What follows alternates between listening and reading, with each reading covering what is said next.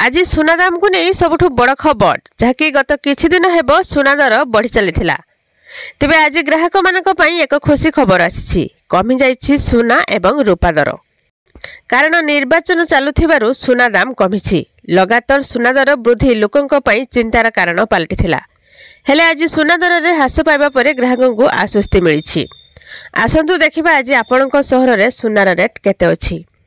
Video को देखिया पूर्व गोटे लाइक करंतु, चैनल को नुआ आस्थिले चैनल को सब्सक्राइब करी पाखरे थिबा घंटी चिन्ह को दबाई ऑल सिलेक्ट करनियंतु।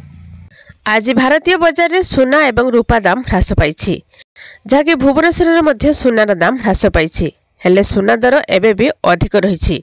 आज भारतीय बाजार रे 24 कैरेट सुनार मूल्य 10 ग्राम पिछा 72,790 टंका रे पहुंचिछि एवं 22 कैरेट सुनार मूल्य 10 ग्राम प्रति 66,550 टंका रे रहिछि। सेपरि मुंबई रो 22 कैरेट एवं 24 कैरेट रो मूल्य 65,290 टंका थिबा बेले 24 कैरेट रो सुनार मूल्य 71,500 टंका रे रेकर्ड करा जायछि। नुआ दिल्ली रे 67,000 टंका एवं 72,000 टंका अछि। दक्षिण भारत प्रमुख शहर चेन्नई रे 22 कैरेट रो मूल्य 67,000 टंका थिबा बेले 24 कैरेट रो सुनार मूल्य 73,740 टंका अछि।